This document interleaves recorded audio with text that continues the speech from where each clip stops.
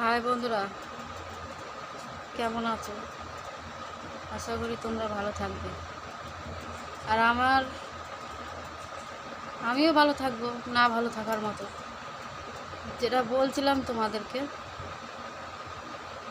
এই কদিন ধরে, এই এত দিন ধরে মানে একই কথা বলছিলাম। দিদা মারা যাওয়ার অপেক্ষা ওরা করছিল। ওরা ওরা খুব খুশি। ওদের এখন কত আনন্দ, মানে ওদের আনন্দে ওরা, মানে কি বলবো, ওরা যদি এখন 3-4 বোতল মদ খেতে পারে তাহলেও ওদের ভালো হবে। কেননা আমি খুশি না। আমার মনে অত শান্তি নেই। আমি এখন মানে এই বুকটা যদি চিরে সেই হনুমান মতন দেখাতে পারতাম হয়তো, তবে বুঝতে পারতে যে আমি কতটা কষ্ট পাচ্ছি। কষ্ট কারণ কোনো দিন দেখানো যায় না, আর ভালোবাসাও কোনো দিন দেখানো যায় না।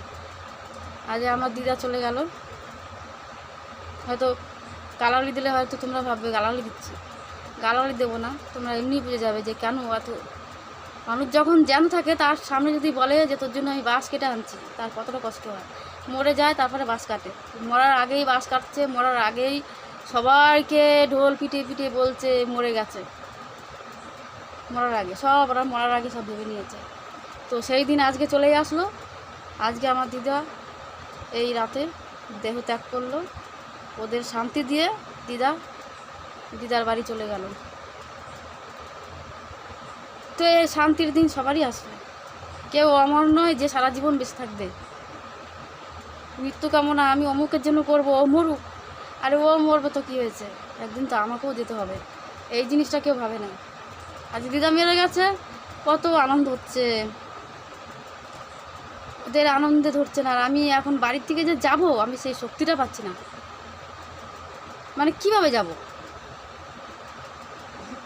কীভাবে যাব জানি। বয়স হলে সবাই মারা যায়, কিন্তু আমার দিদাকে কষ্ট দিয়ে দিয়ে দিয়ে মারা হয়েছে।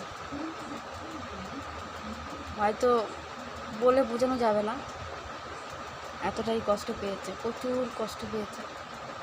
যে সবাইকে সুখে রাখতো আর তাকে সুখে রাখার জন্য কেউ ছিল না। আমিও পারিনি সুখে রাখতে। আমি পরের সংসার করি, পরের বাড়ি থাকি, আমিও পারিনি সুখে রাখতে।